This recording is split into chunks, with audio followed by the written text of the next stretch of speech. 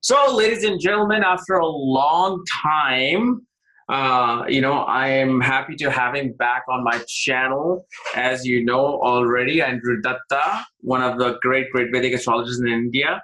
And today he's going to show you something magnificent, fantastic, and simple, which is to finding the power of planets, meaning which planet is powerful in your chart, which you can even use for remedial measures in your life. So he's coming up with his, family secrets on my channel. So I'm very thankful to him. So welcome, Dr. Datta, from your Thank you, Kapilji. Thanks a lot. And it's really been a great pleasure to be back on your channel, one of the fantastic channels of astrology in the world, I would say. Oh, no. It always gives me a real pleasure to come back and talk in your channel, and interacting with you is always a special, fun, and it's a special takeaway for me. Absolutely. So there's always a personal, personal pull towards you, our channel. So I'm really grateful to give me a chance once again to come back to you and all your subscribers in YouTube. Thank you. Power of planets is really a very important concept in astrology, especially in Vedic astrology. And there are a lot of important tools that are used by astrologers, both in India as well as in abroad. And in different systems, we see there are different ways in which power is calculated. For example, in the Indian system of Vedic astrology, we can understand the power of natal planets on a natal chart through the use of Shadabal techniques. So Shadabal, or as we say, the six-fold power scheme, Shadbal, that's a very good tool to use. Vimshopak Bal is there. There are methods to understand the power of a planet during transits, which is mainly done through the Ashtaka Varga and the Bindu refinement system. Mm-hmm. So the Ekadipatya Shodhan and the Pindya Shodhan and that. Now, those are very good techniques, no doubt, but it requires a tremendous amount of manual calculations, mm-hmm. and concentration on the part of the astrologer to calculate each of these. Thankfully, now there are very good softwares that help us to do that. But from everyday practice perspective, an astrologer would be able to find out by looking at the chart, the Rashi chart, that there are certain planetary positions which are actually going to tell a lot about the fundamental capacities of the planet. And in that, one of the concepts that people generally tend to forget, or they tend to overlook, even though that is so very basic in astrology, is the natural tendencies of the planet. For example, all the outer planets, Mars, Jupiter, and Saturn, these three planets are by nature powerful. It's a given condition. They are by nature more powerful to exert influence on the horoscope. So they are like already coming in as bodybuilders. They're already bodybuilders and they're already hefty guys. Whereas the inner planets, Mercury, Venus, Moon, and Sun as a luminary, and Moon, of course, also as a luminary. These are the planets which are not so powerful to exert an influence on the chart. So what do I mean by this? Let us say there are two planets, Venus and Saturn, on the 7th of a person. So from the 7th, from the Lagna on the 7th Bhava, Venus and Saturn is there. And let us say the Lagna is Capricorn and the 7th house is Cancer. Mm-hmm. So now both Saturn and Venus are in an enemy sign. So I'm kind of giving both of them a level playing field. Now, who is going to be more powerful? Just from a power perspective, it is going to be Saturn more powerful from a natural condition. Yeah. Because Saturn is an outer planet. So without going into Vimshopak Bala, without going into Shadabala, or without going into Ashtak Varga, we always have those tools in our hand. But right there, we know that Saturn being a outer planet, Saturn is more powerful to exert influence on Lagna than Venus. Yes. Now that is a very important thing to understand right at the Rashi chart level. Now, even in that Rashi chart, when we see the position of planets, for example, planets which are exalted in a sign, they are considered to be the most powerful. And whenever we see, and I was yesterday evening, I was just writing down a kind of a small scheme on my system, and I will just kind of get it quickly.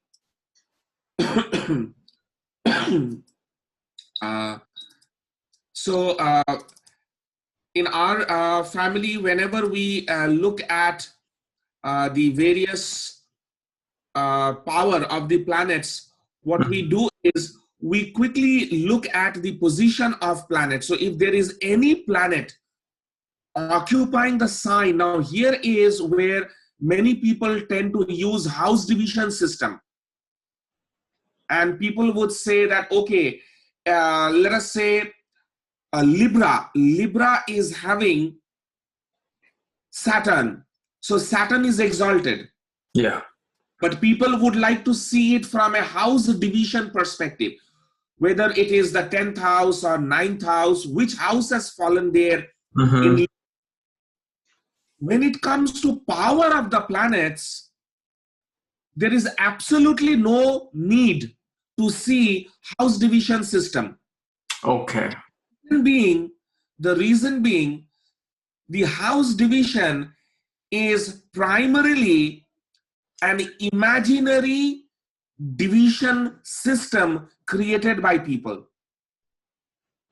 So, if I find that maybe Placidus system works very well for my clients, I may find that Placidus gives me a different house system or different house layout on the chart, whereas someone else might want a coach system, or somebody else might want a regiomontanus system. So house division really does not have too much of influence when you see planets on the Rashi chart. Now, if Saturn is there in the sign of Libra, one may argue that, okay, sign is also something which is imaginary, because we look at the pattern of conditions in the sky, and because of that pattern, somebody imagined that there is a balance, the design of a balance, and therefore it is Libra. It is true to a large extent, but sign is still something which we can see. We can still see that. So there is still some veracity in that. But house division system is how we divide the space. So whenever we are doing a horary chart, we are dividing time. House division in a horary chart is division of time. Whereas house division system in a natal chart is a division of space. So how we divide the space, but that has no effect on understanding the power of the planets. So if anyone has Saturn in the sign of exaltation, so sign is very important. So 0 degree Libra to 30 degree Libra, that portion, Saturn is exalted. So in our family, whenever we see planet which is exalted, we consider it to have the fullest power. Even if it's in the 8th house? Even if it is in the 8th house. Okay. Yes. Sorry. And so First thing to look at is, number one, whether the planet is an outer planet or an inner planet. So all outer planets are by nature more powerful to exert influence on the chart than the inner planets. Number two, whether the planets are in their sign of exaltation, full 100% power. If they are in their sign of debilitation, they are with 0% power. Now there is a concept of exalted retrograde planet. Yes. And a debilitated retrograde planet. And my God, there is so much of confusion in that. It's a very easy thing to understand. It's very easy. Okay. Let's say you are a very good bodybuilder. Let's say you are a very good boxer. But you have a little injury on your shoulder. Does that make you a non-boxer? No, you're still a boxer. Non-boxer. You are still a boxer. Yeah. Just a little bit of injury. So an exalted planet which is retrograde does not become debilitated. It does not get the power of being debilitated.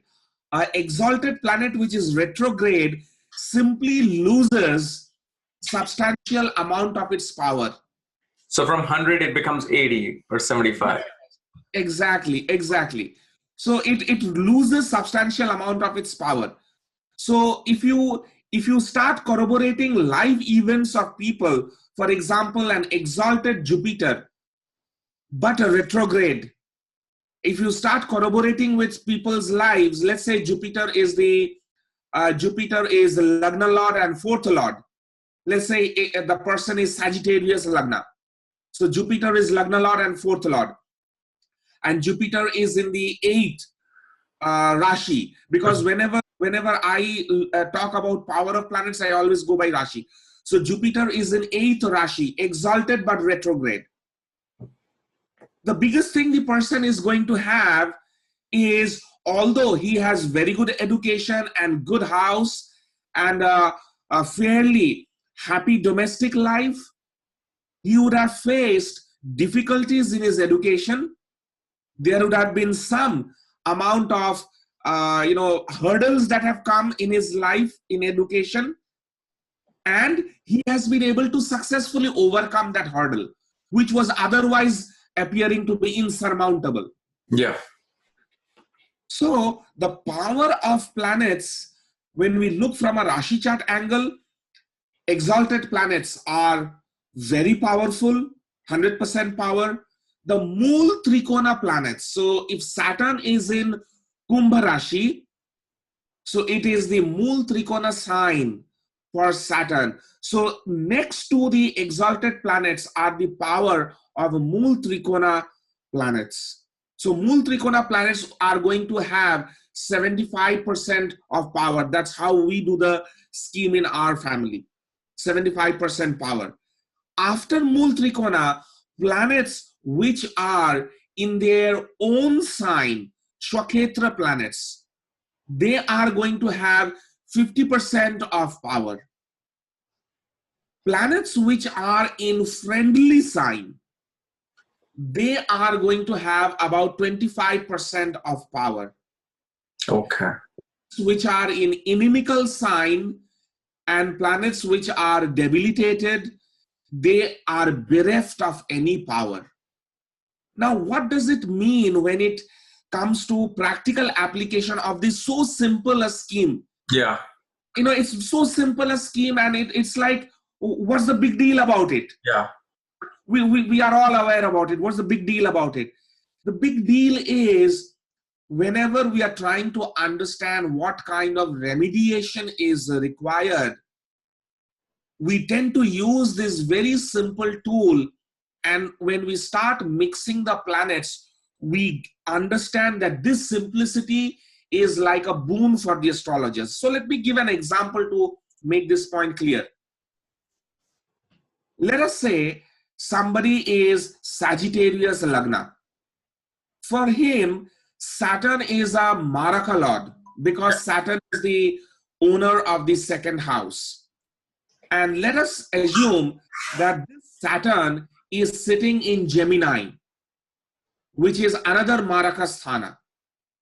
And because Sagittarius Lagna is a dual sign, it's a dual sign Lagna, the Badhaka Lord is also going to be Saturn. Now, it is no brainer that this person is going to get his marriage delayed because Saturn is occupied in the 7th sign. Yeah. Definitely marriage is going to be delayed. And from 7th, Saturn gives a third drishti, 7th, 8th and 9th.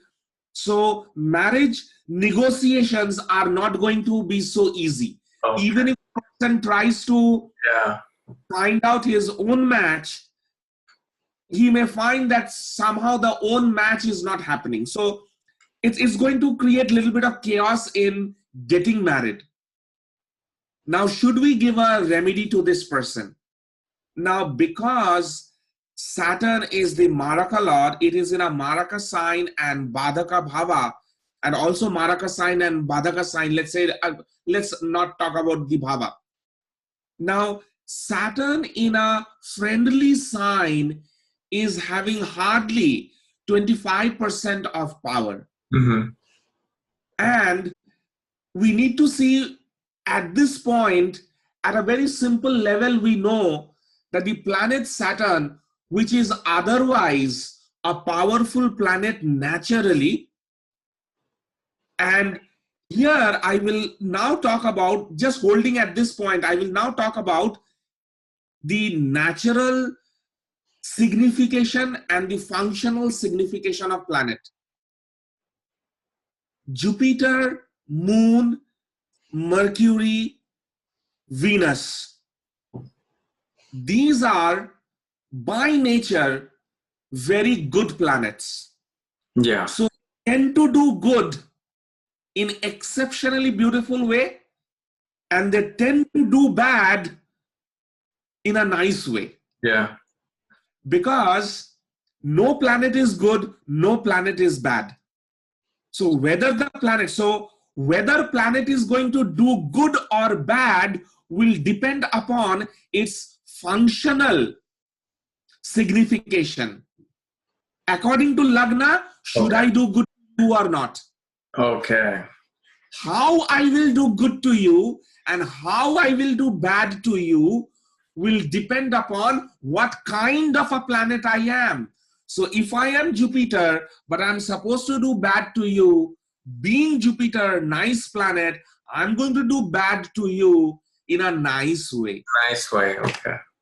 But if I am Saturn and I am supposed to do bad to you, as it is, I am a naturally bad planet and I am supposed to do bad to you, so I'll be doubly bad. Okay. Now let's look at the opposite. Now if I am Saturn and I'm supposed to do good to you, it's my nature to do things in a bad way. Bad way, yeah. Good to you. So I'll do good to you, but I'll do good to you painfully. Frustrate you before I give you something. Yes, I painfully do good to you. Now with this concept in one hand and just what we discussed a couple of minutes back, when we mix these two together, we understand that Sagittarius Lagna person having Saturn in the 7th sign of Gemini, which is now the Maraka sign and the Badhaka sign, creating marriage problem for this person, we understand Saturn is not having requisite power. And Saturn now sitting in a sign which is Maraka and Badhaka sign, not having power, and sitting in a sign which can be detrimental, we cannot, and I underline, we cannot increase the power of Saturn through a gem. So we know that Saturn is creating problem in my married life. We cannot increase power to Saturn. So we need to pacify Saturn. We need to pacify it. It is like an irritated, angry planet, very powerful but chained down. Now we can't, it's like in the movie, the new movie King Kong. You Mm-hmm. know, King chained down, and Jane was kind of, whoever was that actress, she was like singing song and all that. So King Kong was like chained down, and when he came back to his senses, he broke the chain and all hell broke loose. So Yeah. we can't power to Saturn. Rather, we will pacify Saturn through a proper yantram or through proper mantra remediation. Now, how do we come to this conclusion? From the very basic level of understanding power of the planet. And see, I am discussing with you, and I'm quickly coming to my conclusion of what would I do had I seen this chart, within 15 minutes of time, or maybe half an hour of time. Yeah. And I would still not require Shadbala, I would not require Vimshopak Bala, and I would do all those when I have very specific requirement. So what are those? Let's say I want to, somebody tells me that, look, constantly I am unable to get my promotion, and my promotion is getting thwarted. And so in such a situation, I would be definitely referring to the Dashamsa chart, which is D10. Yeah. So in that case, I would look at the Shadabala, and I would see what are the different breakups of Saturn's power, especially the day and night power. But that's too specific. So I would look at, the Shadabala of Saturn and the day and night, and I would see Saturn being a nightly planet. Saturn works well in the night, doesn't work well during the daytime. So I need to see in Shadabala who are my planets and what am I seeing in Shadabala. And in Shadabala, there are so many types of different Bala, Ucha Bala, Sthan Bala, Cheshta Bala, Kal Bala, and Natunnata Bala.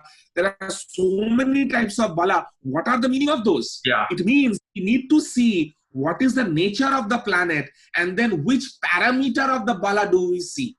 Very seldom these things are spoken of in the textbook, but we need to see that connection. So when I'm looking at a Dashamsa chart, somebody is not getting promoted. So I'm going to check, okay, if Saturn is the planet which is responsible for his job. Let's say Saturn is the planet responsible for his job, and Saturn is sitting in Gemini sign. And Saturn, I know from a basic level understanding, Saturn is not having the power. Yeah. So let me go deep down, and I'm going to see Shadabala along with my divisional charts. Because the Rashi chart is the main chart. It gives you all information that you want.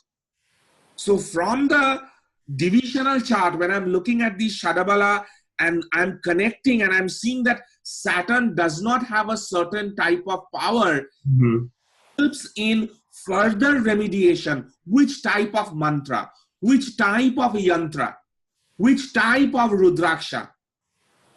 So power of planets, there is, the astrologer is free to decide whether he wants to look at the fundamental basic level and get a gross evaluation of power, or he wants to really go at a digital level and use a digital scale to find out the exact nuances of planetary powers.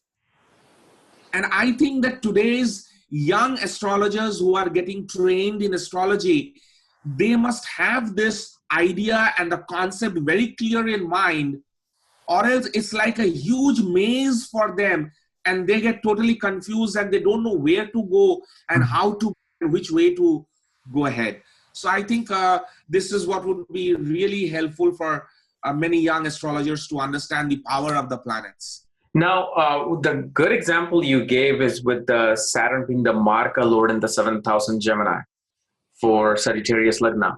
But and also what I noticed is that Saturn gets full Digbala in the 7th house. What is your opinion on a planet having Digbala versus its sign placement? Does it hold any power in that sense or no? Yes. Over here, whenever we see planets getting the power back, so Saturn as the Maraka Lord, is occupying the Maraka sign and the Badhaka sign gets back power, there are three things to remember. Number one, is this a natural benefic or a natural malefic planet? Okay. Saturn is a natural malefic planet.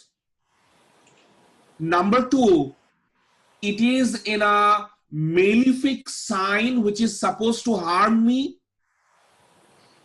but it is now powerful. Before I give the answer, I want to give a very important concept over here. Take any, and I say any, and I underline the word any. Take any astrological classics, be it Brihat Parashar Hora or Brihat Jataka or Uttar Kalamrita or Saravali, or take any standard good classic of astrology. Nowhere, or I would rather say everywhere you would see there is absolute unanimous agreement. And I'm underlining each and every word I'm saying. You would find everywhere absolute unanimous agreement that a powerful planet is always going to deliver good result. Good result. Okay. Yeah. Get me one sloka which says a powerful planet is going to do harm. Get me one sloka.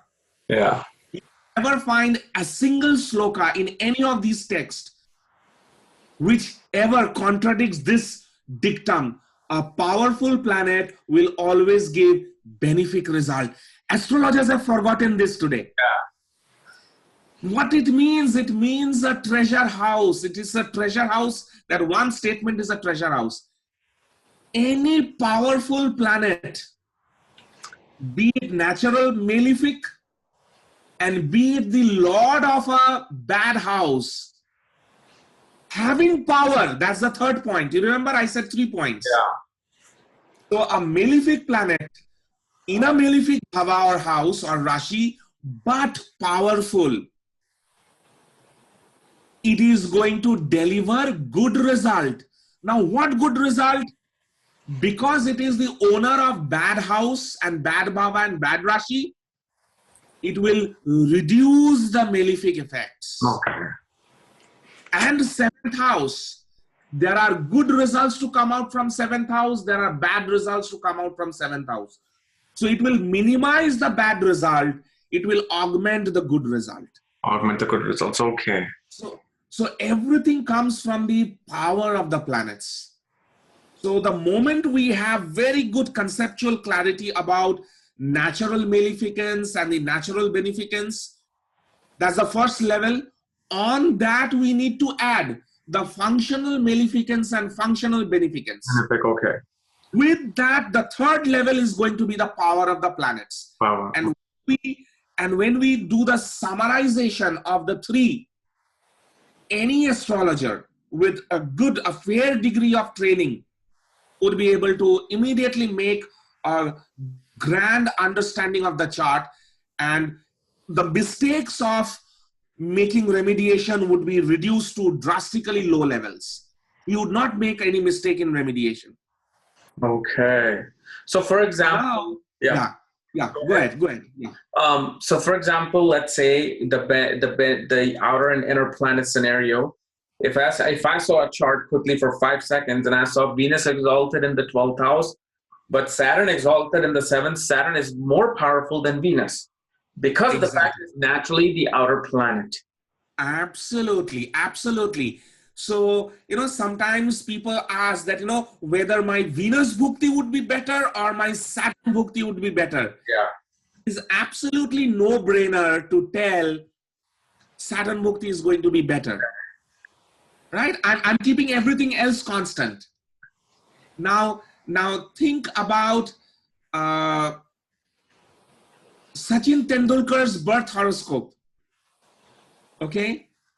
His exalted sun in Aries is aspected by exalted Mars. Okay. Yeah. So imagine one high power machine Yeah. is given a backup power by another high power machine. Yeah.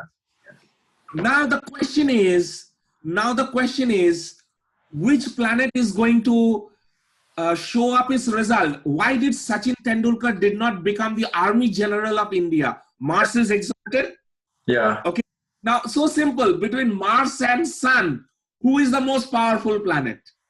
Sun is the biggest The one. most powerful planet. Yeah. Okay. So therefore, Sun has given him all the glory and all the glamour and all the light that he could have got in his life. So one powerful planet, one exalted planet, 100% powerful planet, aspected by Mars, another exalted planet. Yeah. But look at the planet which is aspecting. Mars is the friend of Sun. And Mars is a fighter. So he has excelled in a field which requires him to fight and compete. Okay. Mars is a hitter. Mars likes to hit. Yeah. So he's a hitter. Okay? But also, but Mars becomes the outer planet. Sun is the inner planet. So won't Mars be more powerful in that particular concept? Yes. To that concept, we see, like when we look at outer planets and inner planets, Sun is inner planet, true to that extent. But if we look at Vedic astrology, like, that inner and outer concept, little Western, I just took that analogy to help people understand the two halves of the planets. Mm-hmm. If you look at it from the Vedic astrology angle, Ravi, which is one of the powerful planets in the group. If you look at the two groupings of Parashara, the planets which are Sun, Mars, Jupiter, Moon, and the untainted Mercury is one group. Yeah. And along Ketu is also included in that group. Now, when you look at that group, Parashara's grouping, Sun is the most powerful. Yeah. And when you look at Saturn, Venus, and Saturn, Venus, and Rahu, you look Mars, not Mars, Saturn, Venus, and Rahu. When you look at that group, you find Saturn coming out as the most powerful. Is the father and the son. So one is the lord of the day, one is the lord of the night. So from that perspective, from the Vedic astrology perspective, Sun is very powerful. Okay. So inner planet wise, yes, inner planet wise, it appears to us that Mars is more powerful. Yeah. Okay. Now let me give you another example. Let's say Moon was in Taurus, Mercury was in Virgo. Both are exalted, both are inner, and no other planet is as powerful as the both. In that case, which one would you give more emphasis to? The one closest to the sun or the moon, the luminary? Right. It's a fantastic question you have asked, Kapilji. I would immediately look at the Lagna. First of all. So looking at the Lagna, I would see that Moon in Taurus exalted and Mercury in Virgo exalted. First of all, is an angle, that is Kendra, is a Kendra Bhava falling in Taurus or a Kendra Bhava falling in Virgo?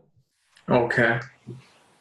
If an angle falls in Taurus, then Moon becomes more powerful than Mercury.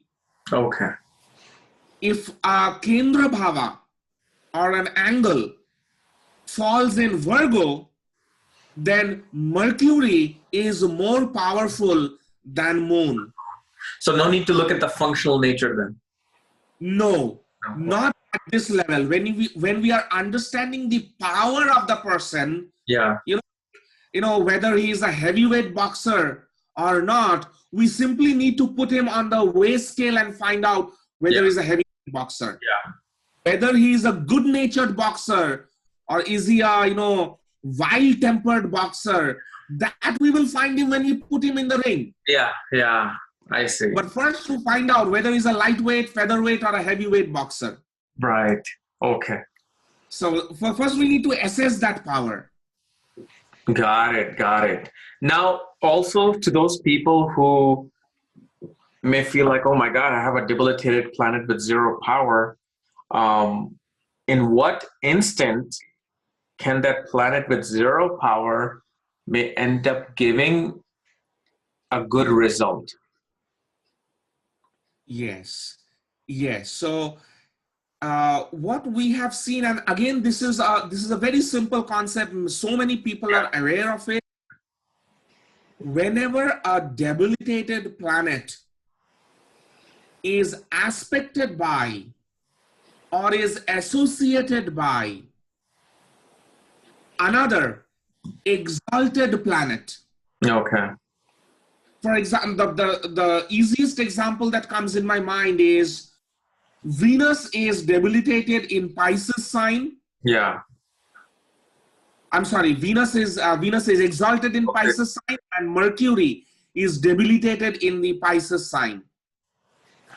So Mercury is a Nicha in Meena Rashi, and Shukra is Ucha in Meena Rashi. So Mercury loses its debilitation. Now, when I say loses, does it mean it converts into something else? No, not at all. Being a powerless planet, remember that Parasharya dictum that every powerful planet does good. Mm-hmm. A debilitated planet is going to do bad. So Mercury, being a debilitated planet, was supposed to do bad, but being associated with an exalted planet, its propensity and the potential and the power to do bad has been mitigated. Okay. But it does not mean it has regained back its power. So this Nicha Bhanga Raj Yoga is something which really does not get fully manifested in people's life in Kali Yuga. Nicha Bhanga Raj Yoga. So sometimes we see people complain that, look, I was told I have a Nicha Bhanga Raj Yoga and all these kind of things. Really nothing happened in Kali Yuga, because one thing we have forgotten is that sage Parashara was the father of Vedavyasa. Vedavyas was the guy who had written Mahabharata. Okay. So if sage Parashara is the father of Vedavyasa and Vedavyasa wrote Mahabharata, Mahabharata happened in Treta Yuga. Lord Sri Krishna was born in Treta Yuga. Now Treta Yuga happened some lakhs of years ago. Some more than 100,000, 200,000 years ago. Yeah. So sage Parashara, who wrote Brihat Parashara Hora, gave his concept some 200,000 years ago, not 6,000 years ago, like Vedas are supposed to calculate it. That's a different calculation. Yeah. But just go logically. So if sage Parashara is the father of Vedvyasa and Vedvyasa wrote Mahabharata, Mahabharata was written in Treta Yuga, we all know our Yuga calculations. Yeah. We are in Kali Yuga, and Treta Yuga happened so many lakhs of years ago. So sage Parashara, his sky was a different sky, and there have been so many third rotation of the earth. So many times the third rotation of the earth, equinoxes, the precession of the equinoxes have happened so many times. Yeah. We may not find the relevance of the shloka which was written in the Treta Yuga to be really applicable in Kali Yuga. Mm-hmm. But still we try to connect the two disconnected parts. But okay, that's an exercise altogether. No harm in that. Okay, we can, that's a risk work. But coming back to that, whenever we see the planet which is exalted and a debilitated planet together, the debilitated guy loses or substantially reduces his power to harm the horoscope. Okay. Which is exalted, he does not get affected. Okay, he does not get affected. For example, Saturn is there in Aries, and Sun is also there in Aries. Now, because Saturn and Sun together is there is going to be explosion. Yeah. The guy is never going to look up to his father as an ideal. There is always going to be emotional blockage between him and his father. There is always going to be issue related with authorities in that person's life. So all the natural Saturn and Sun, you can tell, just give him.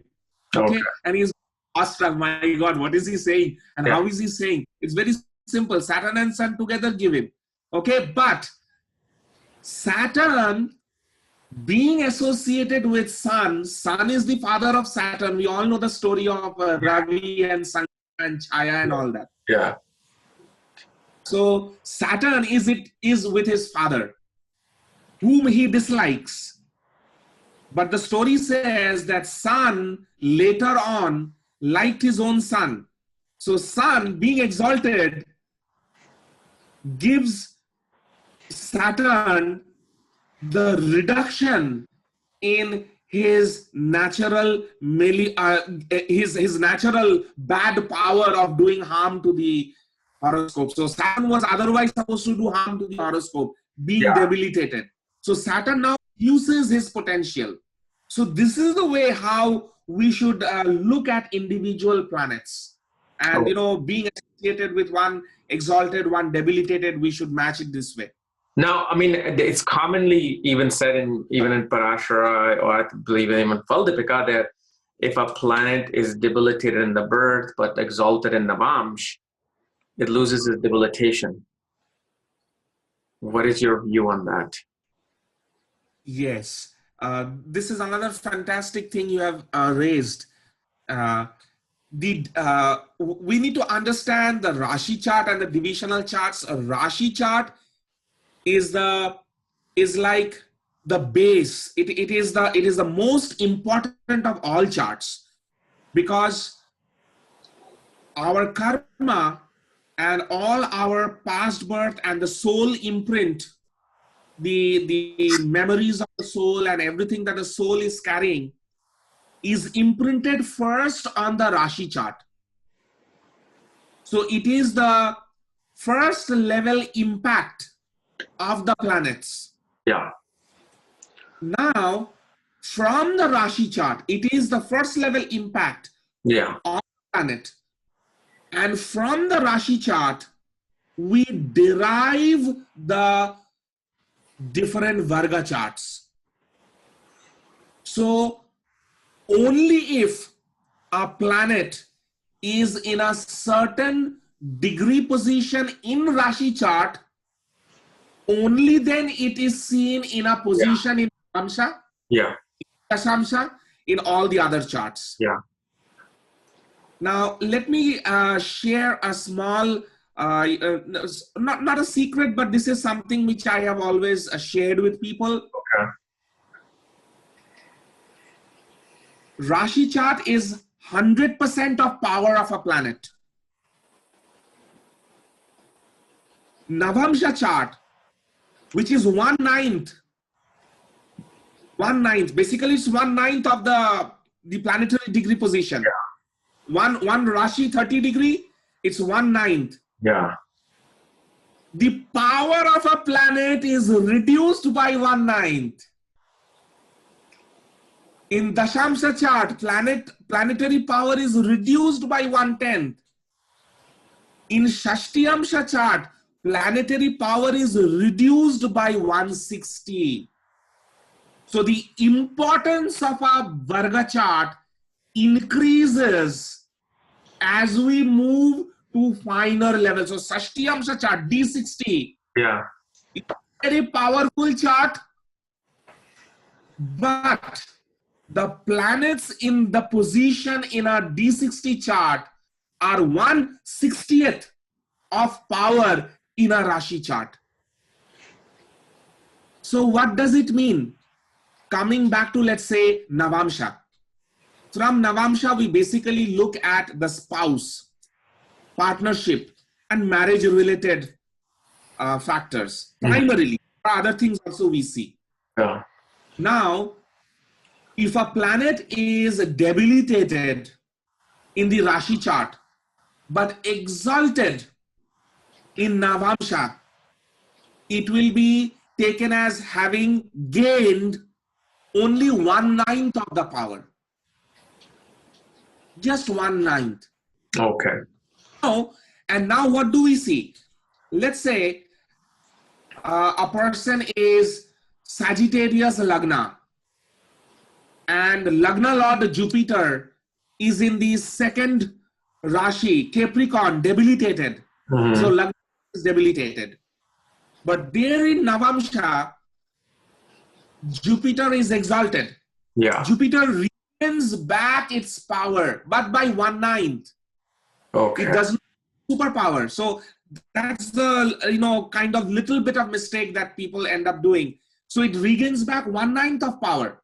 Okay. Now Jupiter is in the star in the Rashi chart. In the Rashi chart, let's say Jupiter is in the star of Sun. Okay, because we have 19, 20, 21, and then in Capricorn we have that 21 number star. So let's say it's an Uttarashada. Yeah, Uttarashada. Yeah, I think it's Uttarashada. Sun. Yeah, I'm because I go by the numbers of the stars. Oh, I see. Okay. Yeah, I'm unable to sometimes recall back the number and the name. Okay. So, yeah. Uttarashada is still like 12, 11 degrees of Capricorn. And then that is Saravan, and then Purvashara and Uttarashara and all those. So the sun's star, which is there in Capricorn. Now let's say Jupiter is in the star of Sun. Yeah. Sun is exalted in the Rashi chart. Yeah. And Sun is also Vargottama and exalted in Navamsha. Yeah. So what is happening? Jupiter, which is otherwise debilitated in Rashi chart, we look at Navamsha and we see that Jupiter has regained back its power by 1/9 fraction in Navamsha.